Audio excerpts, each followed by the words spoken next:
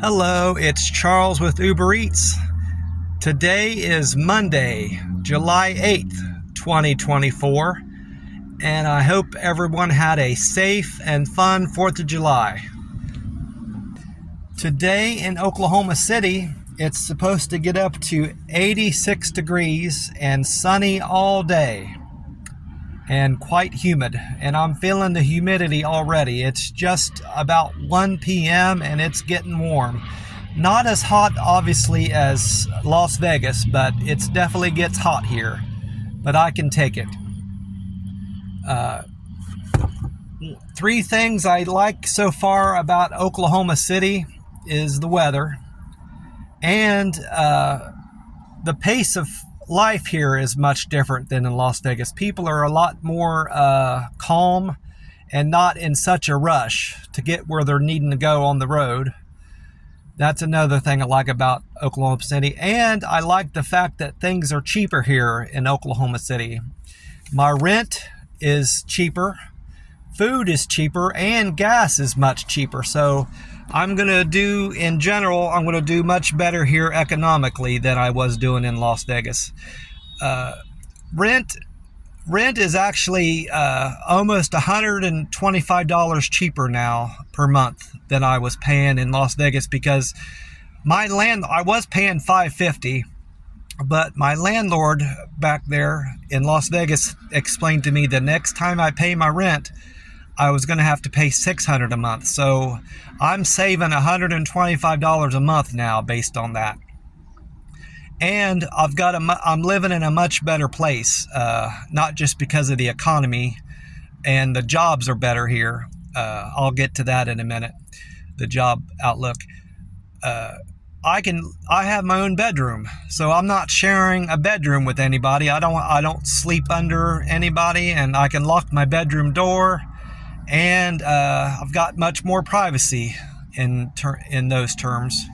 I'm still sharing a bathroom with 2 or 3 people. I'm not exactly sure how many people share that bathroom with me, because I don't know where the dividing line. There's 6 bedrooms in the house, and I'm not sure how, who uses what bathroom. It might just be 3 and 3.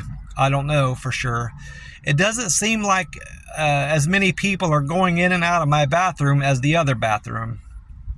That could be because the other bathroom, not my bathroom, but the one across the hall there, has an actual tub, and maybe the guys living there prefer to use the tub as opposed to just the shower stall that I have in my bathroom. But I don't know. Like I said in the other video, they're generally keeping the bathroom clean. I've cleaned the bathroom twice already. I've only been there a few days, but I've already cleaned the toilet bowl and the sink and I've swept and mopped the floor twice already. I haven't gotten into the shower stall to clean it, but the next time I clean the bathroom, I'll include that in my cleaning.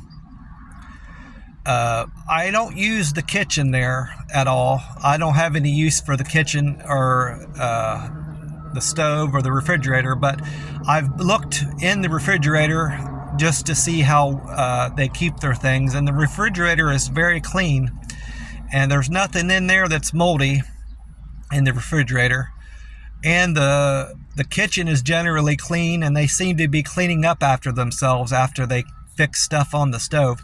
I mentioned you might wonder why I mentioned the refrigerator cleanliness.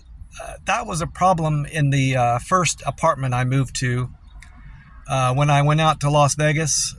That place I was staying at was dirty overall. The bathrooms were always, the 2 bathrooms that I used there's 3 bathrooms, I think. The 2 that I always used were always dirty, and I was always having to clean them up. Nobody else would do it. And the kitchen was filthy. I never touched the kitchen. I never took time to try to clean the kitchen because I knew three reasons for that. I knew I was going to be the only one doing it, cleaning the kitchen. And it was so far gone, so dirty, that there was no actually getting that place clean, the kitchen clean. You might have noticed that I had cleaned it, but it it would still be in such a bad shape that it wouldn't have even mattered. And a third reason why I didn't bother cleaning the kitchen, they had no proper cleaning supplies there. Brushes or aerosol or anything, soaps that I could use to clean the kitchen. So those are 3 reasons I didn't bother even touching the kitchen. I did buy bathroom cleaning supplies to do my best to keep the bathrooms cleaned there. I kept the primary bathroom I used that was right near my bedroom clean, very clean, because that was my main bathroom I used, and not many of the people in the house used that one because my bedroom was actually a garage converted into a bedroom. We had 2 bedrooms back in there, and pretty much it was just the 3 of us using the bathroom. I'm not going to use names anymore on the YouTube, by the way, but that's why I got in the habit of doing cleaning like I do, and why I mentioned how I'm cleaning the new place I'm living at, and to compare the 2 places. That this place is like night and day compared to that first place I stayed at when I moved to Las Vegas. I mentioned a minute ago about the job market. That's another thing I need to bring up about Oklahoma City. There's a lot of more variety of places here to work at, and they're hiring. I've been when I'm in between deliveries, I've been driving around my place where I live and this side of town. I haven't been downtown Oklahoma City yet, but I've driven a good bit of Oklahoma City just to try to familiarize myself with how the interstate works here, where to get off, what exits to get off at to save myself time, and just basically how the roads intersect, and get used to the traffic patterns here in Oklahoma City. That will go a long way to help me get better familiarized with the city. And speaking of that, I had mentioned before how the pace of life here in Oklahoma City is much slower. The drivers here are so much more polite than they compared to Las Vegas, and they don't seem in such a rush to get everywhere. They're not cutting in front of you, cutting around to get around you, and all this stuff.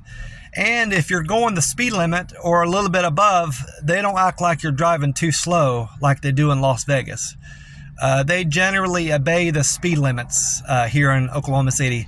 Not necessarily on the freeway. They still speed quite a bit on the freeway out here, especially on 40 that goes through town. But aside from that, pretty much they're very lawful and law-abiding here in Oklahoma City. I like that. While I'm thinking about driving, I gotta get my car insurance switched over to being in Oklahoma City. I'm hoping to stay with my current car insurance, but I've talked to Metro here in town, and Metro Insurance, I think they're called. They said that I'm going to have to, they will look at the different car insurances offered here in Oklahoma City and give me the best rate, which is what I want anyway. I'm just hoping they tell me it's the one I'm with already, so I don't have to go through a whole new enrollment process, and the money I've paid towards them will just carry over, because I'm concerned about getting that money back that I've paid already. I'm sure I'll get it. It can just be time consuming waiting on that money to get credited back to my account. That's why I want to stay with my old car insurance company. Another reason why I like Oklahoma City is my bank is here. I don't have to switch banks. That's another concern I had about where I'm going to live and why I moved here is my bank is here. I like my bank, and I'm going to stick with it for a while. I am looking for other work. I don't necessarily want to do Uber Eats the rest of my life, or even for the next year. If I can find a regular job that's not a gig job like Uber Eats or DoorDash or Grubhub or any of these others, I'm going to take it, provided that the money's right. I want to make at least $15 an hour. That's the minimum. I'd love to make more. If they're going to offer me more, I'll definitely take it. I have warehouse experience, restaurant experience, delivery experience, of course. Retail, I've got a long, many years of retail experience. So I have the job experience. I just need somebody to give me a chance.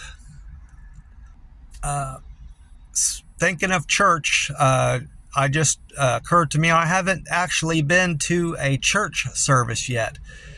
I sat through a partial church service the first Sunday I got here, but I knew right away that I wasn't going to like it. So after they got done singing, I excused myself and went to the restroom and left out the front door. I'm still in the process of looking for a church. I want a church that's similar to the one I had in Las Vegas, a non-denominational church that is kind of low-key and you don't have to dress up real fancy to go to it. I just want to go there and worship my Savior, Jesus Christ, and not have don't have to have a lot of frills, if that's the best way I can explain it. So I'm looking for a church right now in Oklahoma City, and I'm sure I'll find one. From what I've seen, there are a lot of Baptist churches here. For every other type of church that's here in Oklahoma City, there's a Baptist church. Another way to put that, I guess, a better way to put it is, I'm guessing about 50% of the churches here are Baptist churches. That I could be wrong about that, but that's my impression. That's what I see anyway. I see a lot of Baptist church and Presbyterian church here in Oklahoma City, and not so many of the others. I haven't yet seen a Mormon church. I'm sure there are some here in Oklahoma City, but I haven't seen any of them. I haven't seen any Jehovah's Witness church either. So I'm on the hunt for a non-denominational church right now. I've come to find out that you can't trust Google for telling you what kind of church a place is. Because every time, even in Las Vegas, I found this to be true, and it's true here in Oklahoma City.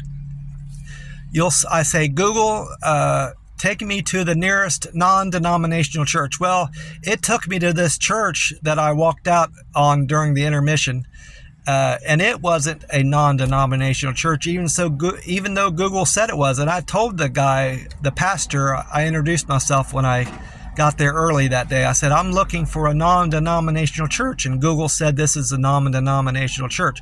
Well, he should have told me right then and there that it wasn't a non-denominational church. I had to find out from their literature that they passed out during the sermon that they weren't actually a non-denominational church.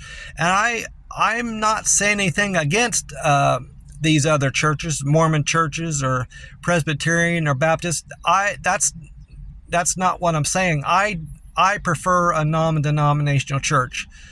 I wonder if there's a Crossings church, because that's the name of the church I left in Las Vegas. I wonder if there's any Crossings churches out here. That's what I should search for on the Google. Maybe I'll find it that way. Well, anyway, I'm going to get off here. Lately, I'm still, even though I'm not going to church, I'm still praying and thinking about Jesus and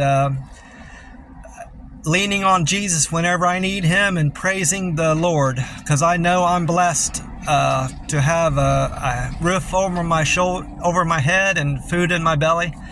And I'm thankful for every day I get, because I see these homeless people out here in Las Vegas and Oklahoma City that got no place to stay and are down on their luck in hard times. So I know I am thankful to have a roof over my head. And even the bad places I've stayed at since I've been out west, I'm thankful to have them. Even though it wasn't all that pleasant to stay there and easy to stay there with them people, I was always thankful to have a roof over my head and that I was able to eat every day that I wanted to. So I'm still working on my relationship with Jesus Christ and building that relationship. And I'm forever thankful that I got baptized. I'll never forget that day. It meant a lot to me. Well, like I said, I'm gonna cut this short. I want to wish everybody a great week, and I want to God bless you all, and I'll talk to you soon. Bye for now.